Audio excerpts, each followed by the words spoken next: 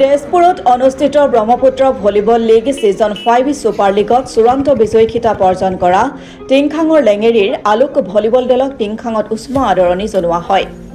তেজপুৰ পলো গ্ৰাউণ্ডত অনুষ্ঠিত হোৱা ব্ৰহ্মপুত্ৰ ভলীবল লীগ সিজন 5 সুপাৰ লীগ চূড়ান্ত খেলত 12 বছৰ অনুৰ্ধৰ ল'ৰাৰ শাখাত টিংখাঙৰ লেঙেৰীৰ আলোক ভলীবল দলে মৰিয়নিৰ ভলীবল দলক পৰাস্ত কৰি বিজয়ী খিতাপ অৰ্জন কৰিবলৈ সক্ষম হয়।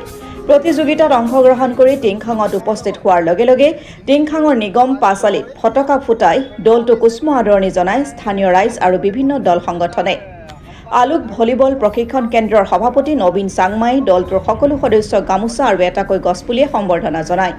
ইয়াৰ পাছতে বিজয়ী দলটোক টিংখাঙৰ বিভিন্ন ৰাজনৈতিক দলৰ লগতে স্থানীয় ৰাইজ আৰু কেইবাটাও জাতীয় দল সংগঠনে সম্বৰ্ধনা জ্ঞাপন কৰে।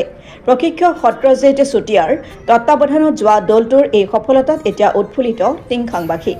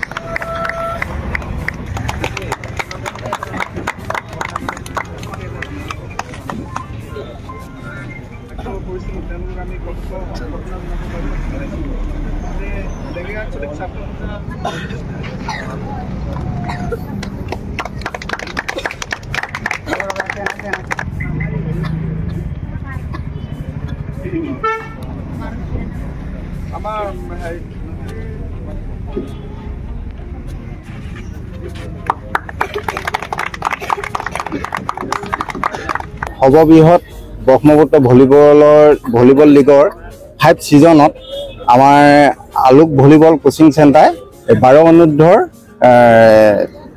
দলটিয়ে খিতাপ অৰ্জন কৰিছে। তাৰমানে জয়ী হৈ আহিছে। ইয়াত 3জন মানে আমাৰ ভাল খেলুৱৈ শ্ৰেষ্ঠ খেলুৱৈ সন্মান অৰ্জন কৰিছে।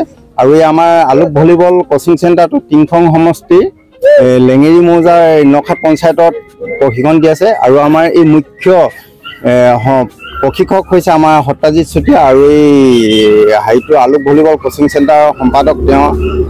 গতিকে তেওঁৰ জোৰতে তেওঁৰ দায়িত্ব লৈ তেওঁৰ কাম কৰাৰ কাৰণে আমি আজি সফলতা লাভ কৰিছোঁ।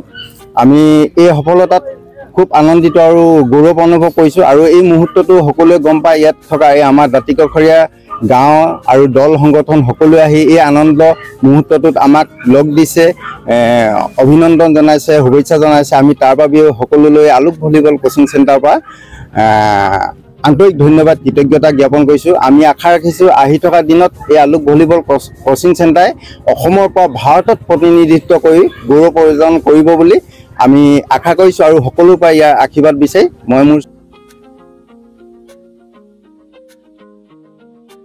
Bureau report Assam today.